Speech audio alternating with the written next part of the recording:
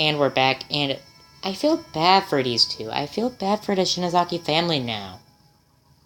This is just... Wow, I never knew this.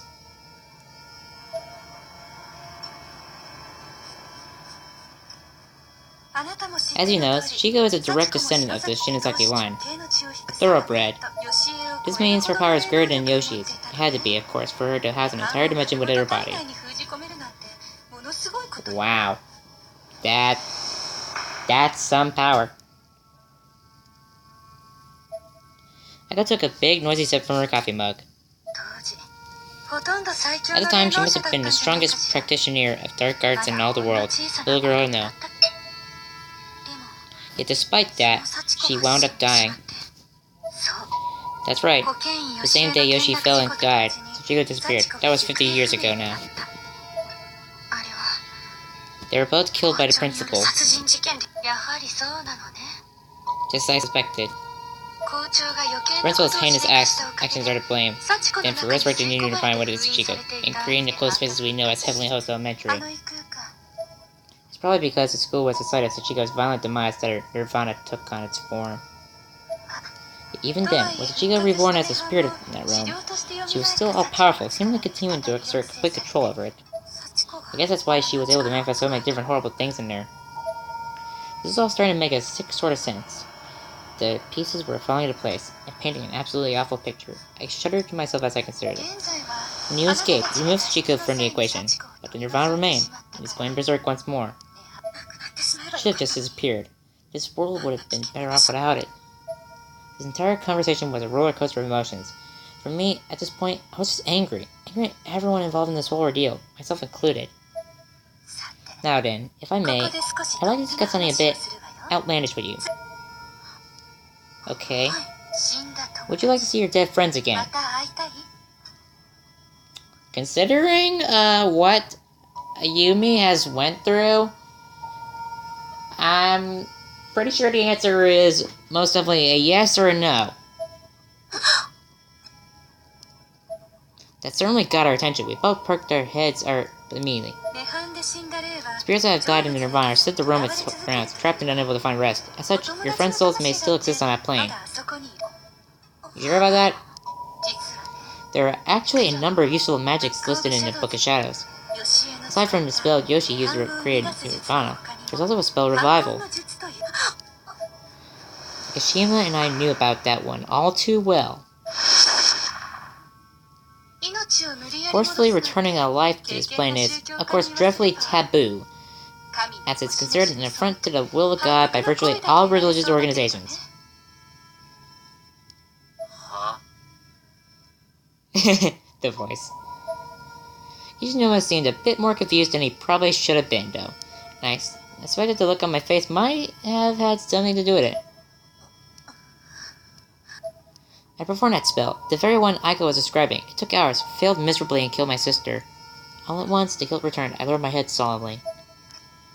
Aiko was grinned at me, and I had this sinking suspicion it was because she somehow knew what I was thinking, though I couldn't be sure, and I certainly didn't know how she would. Still, here's about baloney like that, right? You can be blasphemous, you can break every commandment. Bring it on! I like your enthusiasm. Let's do whatever it takes to resurrect your dead friends, no?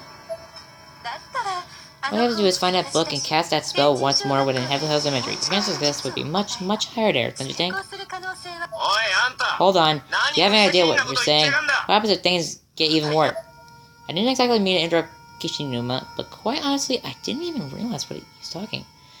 I was too focused on what Aiko just said. You know about it, don't you? Our failed attempt at Yoshi's place, me and Nakashima. Aiko tilted her head at me, the same wary smile creeping across her face. She got from cold and motionless to knowing and expressive in a mere instant. I don't think we really believed what was happening to us. It was like a dream. What we saw was impossible. What we experienced was possible. I thought I was going insane. It shouldn't have been possible. We shouldn't have done it. I want to put all of this behind me. But it was real. Aiko pointed to the scar on my neck, then went one step further and lightly brushed it with her hand. I could feel that touch deep within my soul. I suddenly found myself swallowing my next breath, practically choking on thin air. See? You came in contact with something ordinary people could never even imagine. You really think you can just turn tail and run from that now? Look down again, try my best to avoid Aiko's gaze. Do you really think I can do it? When had I started crying? I raised my head again, intent upon looking deep into Aiko's eyes as she answered my question, but she looked so blurred from my tears. I could tell, though, that she was smiling at me. It was that same expression, her new standard. I'm not quite sure what you're talking about. Can you be more specific? Can I... really? Yes. Yes? What is it? I want to hear you say it. What exactly is it that you wish to accomplish? Can I bring everybody back? Nicely done. I could pat my head, as one might a dog's after a successfully performed trick. You are being condescending as heck. But the grimoire produces our miracles, spawned from the wisdom of the witches, and these miracles hold the power to bend fate. Even if that fate is set in stone, so to speak, you are a descendant of the House of Shinozaki, a family of immensely powerful practitioners of magic, and since Hino is no longer with us, that's something only you can do. My confidence was being bolstered by the minute, though in retrospect, that was likely Aiko's aim. Nonetheless, if there was still something I could do for my friends. But wait, I don't even know where the Book of Shadows is anymore. Plus, you're no longer able to travel to Heavenly Host by way of the Sachiko in the Ever After ritual now that Sachiko is gone. Correct? Yeah, that's right. That's what Yuki said. Anyway, Yuki Kano, the girl from the school. Aiko once again placed the bluish-white Megatoma stones from the box in her hand, this time fitting them together, though not quite the way they were supposed to interlock. That's where these come in. What are they? They house an exceptional amount of spiritual energy, as one would expect given that they're spirit items from the Shinozaki line. The voice I heard told me about them. They're called Ever After Stones. Ever After Stones? I leaned forward despite myself. The name sent a shiver down my spine. But now that I heard it, I had to know more. These two are one, fitting them together like puzzle pieces. Chant Nirvana I stone the dead, and all who are in direct or indirect contact with them will be spirited away. We both flinched at her chant, but Aiko just smiled. She must have intentionally oriented stones the wrong way so the charm wouldn't activate. It's the same when you return. She tossed a stone she'd been holding in her right hand to her left, or clapped together with the air. Strange, isn't it? The girl taught me the technique herself.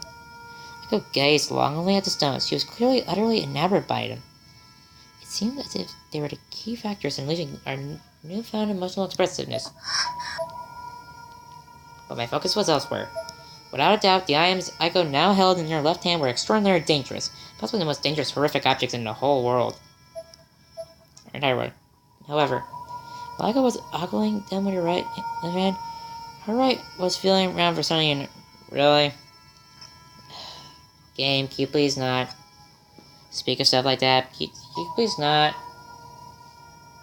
It's in her pocket. So removed it, producing an old black and white photograph. When had she taken that? It was the same photograph I've seen at Makina Shinozaki's house the previous night.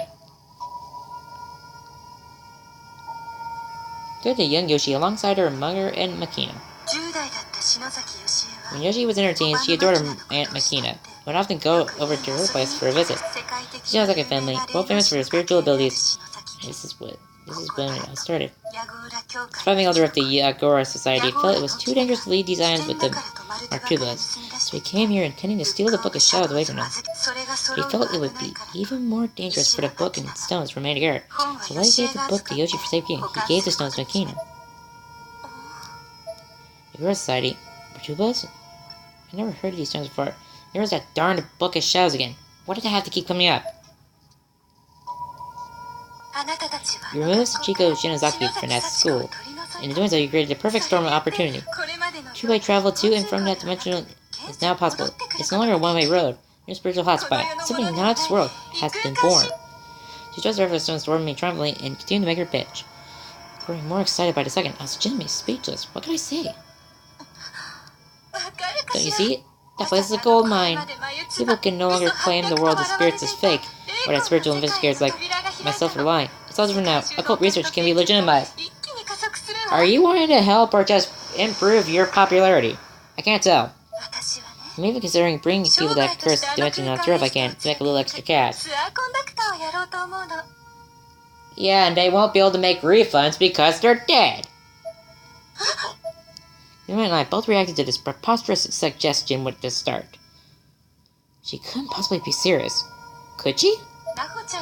I deleted the proxy doll data from Naho's block, so no one will be able to jump that way anymore. My episodes to me is to enter that place now. What could she possibly have been thinking? I wanted to stop her at once. I wanted to take those stones and break them right there on the spot before anyone else got hurt. But when I began contacting these terrorists, however, I wanted to make customer safety my top priority. And you see your friend's spirits, do you not? Well, reinvestigating that dimension could help you reach that goal. Our destinations are the same, Yumi. Aiko leaned in as she spoke. Her breath, scented with the sugary sweetness of the extravagant desserts we've been eating, tickled my nose. I don't know if I like that. So what do you say? Let's go back to Heavenly Host Elementary together. One more time, shall we? I really wanted to conduct tours using the paper dolls, but I missed a chance. Now though, I have these lovely stones. I feel this must be fate, and I can make a business out of it. Aiko seemed like she was on top of the world, but that just made me all the more disgusted with her. You're telling me. So how about it? On the other hand, she was offering me a chance to save our lost friends, and however remote that chance may have been, stacked the odds frustratingly in her favor. I still couldn't just say yes, but I also couldn't say no. Honestly, I resented Aiko for putting me in this position. I glared at her for a moment before I said anything. I can't answer that right now. Give me some time to think it over. I'd almost forgotten Kishinuma was there. Some bits of guilt washed over me. He had an absolutely incredulous look on his face. I couldn't bear to see it, so I looked away. We don't know where the Book of Shadows is, anyway. Plus, how do we know these stones can actually do what you say they can? There's no way you could have already tried it, right? I smiled. She ordered the two symbols of the stones, so they formed a perfect yin-yang symbol. Then slid them together once again. Immediately, the stones began glowing with a bluish-white hue, and a stream of energy started to form around her. Yep, it's true. You gotta be kidding me. I came smiling and looked directly into my eyes. No need to decide now. Think it over. Yes, it's true. The full range of these stones' power has yet to be tested, so their true nature is as of yet undetermined. She slowly separated the two stones as she said this, and the energy surrounding her dissipated. But they're from the home of Makino Shinozaki, a prominent branch on the Shinozaki tree. Their authenticity and the credibility of my challenge is hard to dispute.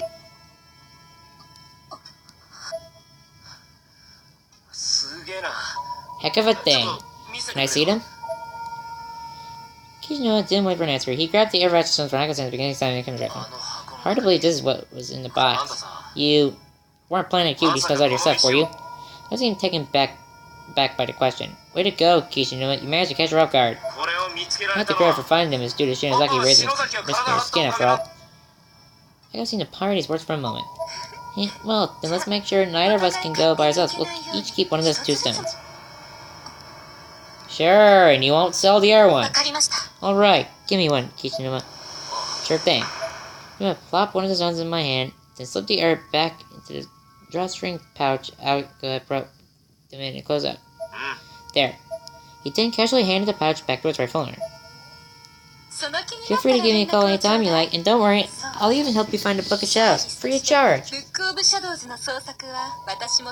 The only price is our sanity.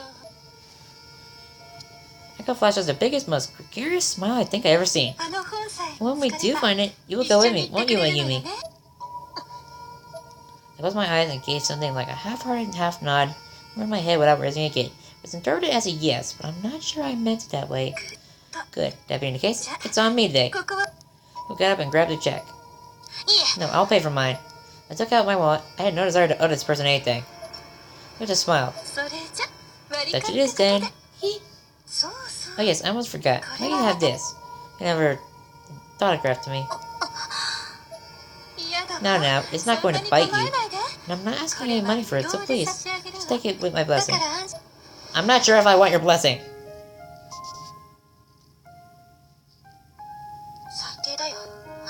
I despise her. Me too. Hey, he read my mind!